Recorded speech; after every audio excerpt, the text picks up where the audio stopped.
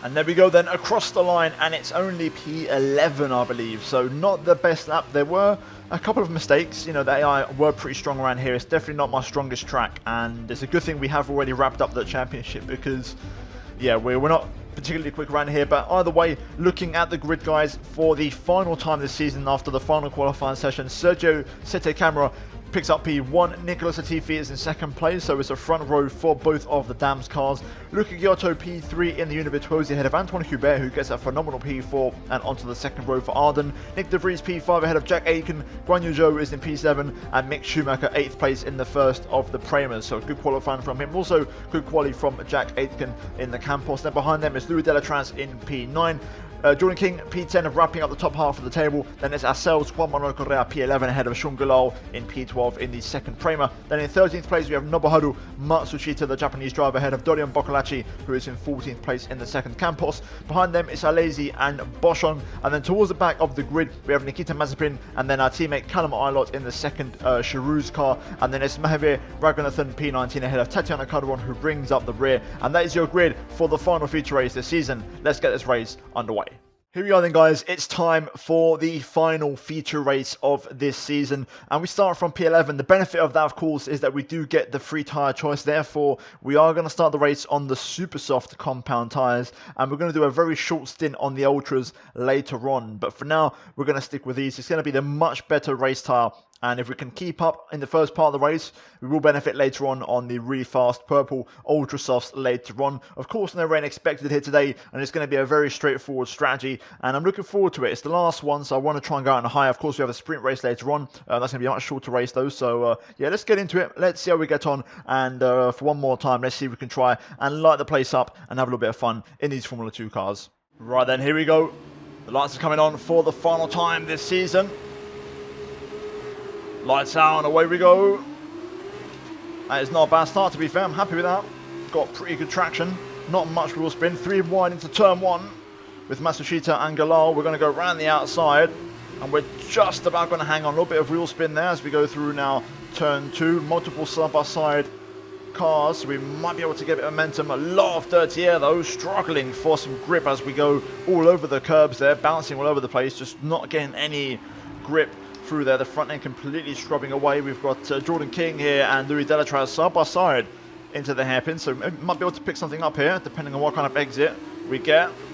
Power down, a little bit of wheel spin, and we just lose out a little bit. My wings are pretty low. We're running 4 or 5 wings, which is quite low for an F2 car because there's already a lot of understeer in this. But 16 laps ahead of us. These two still side by side as we go to the brake zone. Going to get on the brakes a little bit early just in case the AI tend to check up a little bit. Sean Galal looking for the inside, but we swipe across his nose to avoid him having a look. I think I may have a chance here. They ain't got much of a toe from the cars in front. King checks up a little bit. Buried in the slipstream of the MP Motorsport car. Let's see if we can find something. Around the outside we go, into the brake zone. Oh, that's beautiful. Carrying the momentum around the outside, and that is a fantastic move. Very little lock-up on the inside, just a very small one, but we got it done. And we're up into the top 10. Let's go into the points. Let's see if we can chase down a top 8 and reverse grid pole, possibly. Alright, pace is pretty good as we go on to lap 3 now. DRS will be enabled. Sergio set a camera 52.5. Wow, we do the exact same lap as well. That is great pace from us on the super soft tyres, so, or the soft tyre should I say, I don't know anymore, but you get what I mean. On the red tyre, really good pace from us, matching the race leader. No DRS yet, but now we're going to have it. And we're starting to just pull away from Jordan King now, so that's good. Feels like those ultras are already starting to wear out on the cars in front. They drop off really quickly, so we need to use these tyres once those start to fall off on the guys in front to really make these moves happen. Yeah, that was close. I held my breath there for a second. I really thought I was going to lose a bit of my front wing there, but we just about got away with it. I would have been in contact with Delatraz for the 3rd race in succession. We had a lot of issues with him in Russia as well, but we managed to just about avoid that. No one's pitting yet, and the leaders aren't exactly pulling away here, so we are right in the mix. This is good. Just got to keep it up. I've got to try and get back within the RS range because I lost out with that mistake quite badly. Schumacher's struggling now with the pace of the front 6 or front 7. He's dropping off, and he's got a bit of a queue behind him starting to form. Guan Yu Zhou, and also Delatraz and myself, and of course the cars behind. So things are going to start to open up a little bit now. Still nobody pits, but we need to start making moves now. We need to strike while the iron's hot, and these guys are going to be struggling on their tyres quite a bit. Let's see what we can do this lap. Now we're losing time. I need to really try and find somewhere to overtake. The issue is, of course, it's the triple DRS effect from Schumacher all the way down to us. We're getting no benefit on the straight. If you add in the fact that we're quite slow on the straights anyway. I'm expecting a few cars in this lap already, so let's see who pits, and there we go. That's going to release us beautifully into clean air. We've got to make sure we have a really strong couple laps now, so head down, maximum push. We're getting a handful of places, and we move up to the top 6. Let's see how much time we're getting on Hubert this lap, who's 3.4 up the road. Right, the remaining cars should now pit. According to plan, they do. So we are going to inherit the race lead here. We can't set a personal best. We don't have DRS, therefore we're not going to be anywhere near that lap time, but we can try and do our best. Let's see. Hopefully all these battles with the AI continue, and that will allow us to hopefully get an overcut. That's what we're aiming for here with this strategy. I'm banking on the AI battling quite heavily. That's what's going to give us the edge. Ooh, set your cameras out of the race. Oh my goodness me. That is huge. Absolutely massive. That means the leader's out, so Aitken is now the net race leader. That'd be a shocker, to be fair. Latifi is now battling with Aitken. This is going to cost them time. This is great news for us all round. The gap is massive though. It's like 23 seconds, give or take. So, I don't know. I'm not sure how long a pit lane is in Abu Dhabi, but that seems a lot of time to me. Okay, Aitken, new fastest lap. Now the AI is starting to push a little bit. Aitken has actually established himself, to be fair, and Latifi hasn't challenged him for a few laps. So now the AI is starting to get down to it, but we're going to pit this lap. So they've kind of missed out on the boat a little bit and a chance to really gain on us a little bit. The gap is still about 21 seconds, so we're going to rejoin in the thick of it, of that massive train of cars. The question is where? Tyres have really gone off though, I can't lie, I'm really struggling on the rears. But we're going to pit this lap now. Gap is down to 20.4, so Aiken is gaining about a second and a half now that he's really pushing. So it's a good thing we are going to pit because I've lost all performance in these. But that's also a good reference for us to note when it comes to the end of the race. The AI will be struggling on their tyres quite a bit. So here we go into the pit lane. Easy does it. We want to try and push as much as we can, but obviously there are limitations. Get it also down to the 60, and there we go. Right, it's time for what would be our last ever stop in this series, unless we have to pit in the sprint race. But here we go. Let's see. Hopefully it's a good one.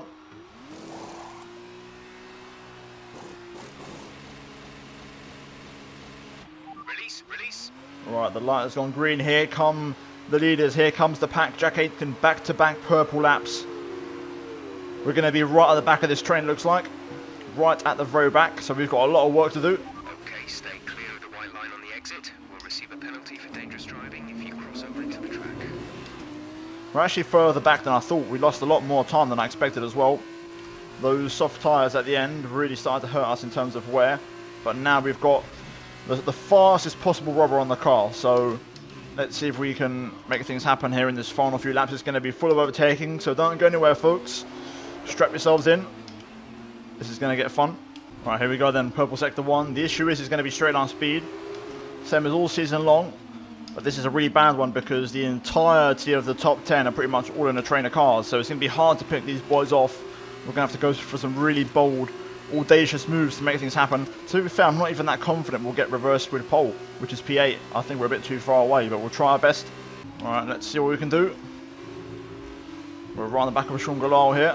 Best believe we are going to go for some risky moves. Contact there as Galal turns right in on us. Even though I was quite clear alongside going into the apex. Sean's having none of it. Oh, what a switchback that was. Wasn't expecting him to get on the brakes, but that benefited us. Luckily, I read it like a book. And we're now P12. Boccolacci is next up. Let's see if we can get past him and also set our fast lap in the process. Let's see. Let's stay on board for the rest of the lap. Hopefully we can take the fast lap. I mean, if we don't get top 10, we're not going to get the points, but I think we can get a top 10. 52.0 set by Latifi there. We should just about beat it by a couple of tenths. There we go. Right, let's get Boccolacci into the hairpin. Gonna get the switch back on him. Only issue is now Boccolacci has DRS, which he didn't have last lap, which of course is typical because it means we're going to struggle to get past on the straight. He doesn't have much of a toe though. I could try it on the brakes here. Depends what we're like. No, not quite. They are pretty good to be fair. Let's see if we can get him out here on traction maybe. Nope, maybe not. Damn, I'm losing the tyres already. This could be a struggle. This is so frustrating and I'm losing these tyres lap by lap. Only a lap and a half to go. That's a pretty good exit, but can we hang on with the slipstream? I'm not too confident. Come on, can we edge closer? I'm running low wings, but we just can't get close enough. I just can't get close enough at the minute, unfortunately. There's nowhere near on the straights. It's going to have to be in the corners somewhere, but we're running out of laps now. The tyres are starting to struggle. There's someone in front. I think it's De Vries who's really struggling. He's battling with Schumacher. So it might be Schumacher to be fair, but I just can't get close enough. Unfortunately, the AI are pretty good on the brakes around this track, so it takes away any late braking opportunities. Like, unlike Russia, where we was really good on the brakes around there, we can't do that kind of stuff around here, but the AI are just good everywhere. Like, they're good for the corners, good on the straights. We'll have to try something as we go on to the last lap. It's going to have to be a special final lap to get something out of this. Down the inside we go into the final corner. Contact. We barge our way through. That was classic though. The AI always will turn in on us there. Same as Galal before. AI should be struggling in the tyres by now. A little bit. Not that mine are new, but you know. They still manage to get a good exit out of here, which is really frustrating. No matter what I do, I can never stay close onto their gearbox. It's the same issue having F1 career mode, to be fair. So, no surprises. Let's see what happens. I'm hoping the AI can battle as well. I mean, they're not even really battling amongst themselves, which is a shame. Locking the rears a bit there, but that actually works in our favour. Oh, no, no traction. What a shame. That was such a good exit. Do I send it for a point on Matsushita? We've got to send it, surely. Down the inside we go. It's close. There's contact. Through the tricky chicane, we do pick up the position. There we go. That was an absolute whopper of a dive bomb. But again, more contact. The AI 3 times now. They've just turned in on me whenever I'm on the inside. Can we get anything else here before the end of the lap? Behind Jordan King. Let's see, let's see. Looks like Jack Aitken's going to win it for Campos. His second win of the season, I believe. Let's try and pick up a P9 if we can. We do own the fastest lap, which is going to help. Oh, not the best through there. I thought about the dive, but unfortunately it wasn't to be. So it's going to be P10, just a point, but we do score the fastest lap, which is something. Alright, race over. Take care of the car on the way in.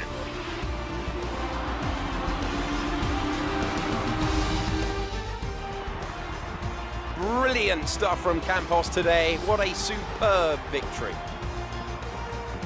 And Davide Valsecchi, give me your thoughts. How did they accomplish this result? I think this race was won thanks to the tire management. You have to remember, it's not just about going as fast as you can. It's about consistency. It's about maintaining your speed over an entire race distance. So being able to keep the lap time competitive while still respecting the tires, that's where they won today. And so the celebrations begin, and well earned they are indeed. It might have looked simple at times, but as any racing driver will tell you, competing at this level, at the very top, is anything but simple. There's no catching them now. We have a new Formula 2 World Drivers' Champion.